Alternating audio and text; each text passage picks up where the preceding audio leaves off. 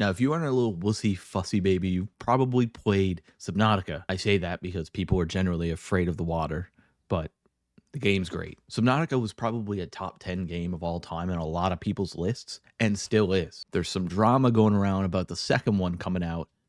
Was supposed to be soon. Now it's delayed. So Subnautica is essentially a game that was created by a small developer team back years ago, in which you were able to explore the ocean. Amazing idea. I love the game. I played like halfway through it. I probably should play the entire game. Amazing premise to a game. I know a lot of the fans love it. It's going downhill. Now, where this downhill spiral started for Unknown Worlds was probably back in their acquisition back, I think, in 2021. Crafton acquiring the Subnautica devs is literally just late stage capitalism, just trying to cosplay as some creative vision. I'm not gonna lie. Now, the reason being, obviously, Subnautica did very well, and Subnautica 2 is going to be a very, very big game, especially with Unreal Engine 5 now, in which I don't even know if they're using, but obviously they wanted to get their hands on Subnautica 2 because with the technological advancements since what? When did it drop? 2018? We can definitely assume that in 2025, 2026, the game is going to be incredible. You see good games everywhere. I mean, Expedition 33, Monster Hunter came out this year, another one. Night and Rain was incredible. I mean, Borderlands 4 is supposed to drop. Death Stranding 2, I played it last night at my friend's house. Absolutely incredible. And like Mind's Eye is technically playable, which is sick. So they actually decided to buy Unknown Worlds for, I think it was $500 million. Now that all sounds hunky-dory, and it's going to come with its negative press and its negative things because this is company acquisition. There's going to be negatives, but this one is blown way out of proportion. So there were three main people at the beginning. There were Max McGuire, Charlie Cleveland, and Ted Gill. All three of them who have started Unknown Games, built Unknown Games to what we know it to be today, and then benefited from, obviously, the acquisition from Crafton. All sounds good. Obviously, there's going to be some changes in the camp because now a conglomerate owns them. But from what we could see day to day, it seemed fine. But it did get worse, and it's because of one stipulation. In the contract of the acquisition, there was a $250 million bonus incentive. Essentially, this incentive was to be given out throughout the team if they could provide an early access game by 2025. Now, unfortunately, this is similar to all the crypto bros that swear that Dogecoin's going to the moon. I think some financial false hope. Now, obviously, the Unknown World teams, and especially the original creators, would love to be able to give back to the people that built the game that everybody loves, Subnautica, right? Apparently, 90% of that $250 million bonus was supposed to go to these three, and the rest of the 25 million or whatever it would be would go to the team. That's incredible. The reason I say apparently, it's because it's not happening now. So the community is in an absolute uproar now because they dropped the trailer, but at the same time, they're talking about dropping the people. Crafton fired three of the main creators of Subnautica, three of the main players that 90% of this $250 million bonus incentive is supposed to go to. Now, let's talk about Crafton's side, and then we'll talk about Charlie's and Ted's and everybody's side. There's actually a statement from Crafton kind of explaining why they fired the three main guys. They went on to say, "We are deeply disappointed by the former leadership's conduct.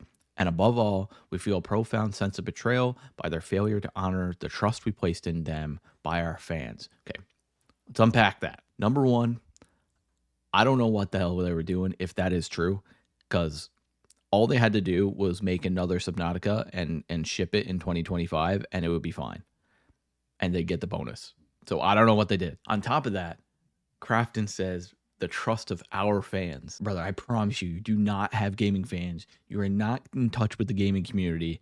I'd say the closest you've actually gotten to being in touch with the community of gaming is when you have a boardroom meeting and consider it a LAN party. Now, they go on to say Crafton maintains the management decisions were made in effort to create the best game possible and all that, right?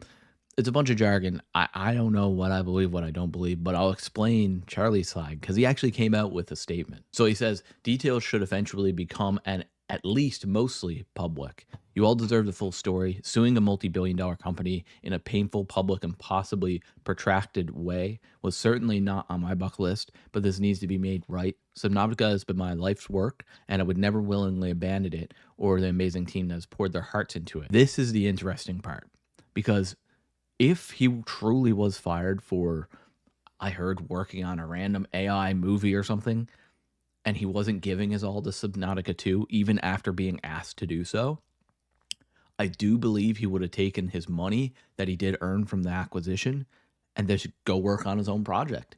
What's wrong with that? Of course, it's probably not what the fans want. They want them to have, they want the company to have the original people, but whatever. It's not that big of a deal. But if you want my personal opinion, it all seems a bit too fishy when there's money on the line. You're telling me you acquire Unknown Worlds for 500 million. You propose a $250 million bonus. The game is being created as we speak. And as multiple of the main creators of Subnautica has said that it was ready to ship. It is stated that Charlie says it was ready to ship in 2025. Now they just gotta go. They're not doing enough. If you ask me, it sounds like they kind of wouldn't want to pay that 250 million. So they have dropped the three main creators of Subnautica, and then they're bringing on this other guy. I don't know who it is, but apparently he's reputable in the industry. But I literally don't even want to speak on it because I have no idea. So all this to be said that I'm assuming allegedly Krafton dropped these three people so they didn't have to pay 90% of the 250 million so they could delay the game. Not only does that hurt the product, because obviously now if you don't have the three main creators of Subnautica looking over it, it is going to be a different product whether you have all the developers from the beginning there or not. It's going to be a different product. Number two, it doesn't set a good precedent for the industry. And number three, now the game is delayed. That's not good for end consumers. So it's not good for the developers because they lost their leadership that they've trusted for 10 years. They've lost the main leadership. So Unknown Worlds is going to suffer. Krafton is probably going to suffer too because, well, actually, they're not even going to suffer because they're making 120 or $225 million off of this. But let's just say that they're not making that. The game probably isn't going to sell as well if this happens. And then the end consumers are the only people that really matter, and the game is delayed. And you don't have the main creators of Subnautica and the heart and the blood and tears that made the most amazing game there to make the sequel. So obviously a lot of people were running rampant on Reddit and freaking out over all this stuff, and understandably so. So people are saying not to purchase Subnautica 2, removing the game from wish lists on Steam. Now, to be fair, I'm the type of guy that I separate the artist and the artistry. If I like someone's music, but for example, back 4 or 5 years ago, I liked Tekashi 6ix9ine's music. He was a rat, still is a rat. And I don't really like his music now, but I didn't really care at the time. I liked his music. I separate the art from the artist. But there's a difference between someone being a scumbag and putting out great art and a company doing, I mean, they're ruining a product. They're ruining lives. They're ruining livelihoods just to save the 225 million. Now, 225 million is a lot of money. And all this is allegedly, by the way. But it is pretty sus. It is pretty sus. It's pretty sus. But I digress. Everybody's losing besides me. Not going to lie. Because I get to hear, I sit here and talk about it, make a video about it. I'm winning. But I'm an end consumer too. Because I was going to play the Subnautica 2. So, I don't know. Anyway, so Subnautica 2 is delayed. 250 million's off the table. At least the other 25 million is going to go to the developers. But if I have my own, again, personal opinion, if they got to 250 million and 90% was going to the top three, those developers underneath the top three at Unknown Worlds probably would have gotten a bigger bonus too, because I can't see these three absolute champions who built Subnautica, built amazing games with these people, not giving them a bit extra, right? So it's affecting everybody. It is. And this is a big issue. And I'm sure I'll make videos in the future. But anyway, guys, yeah.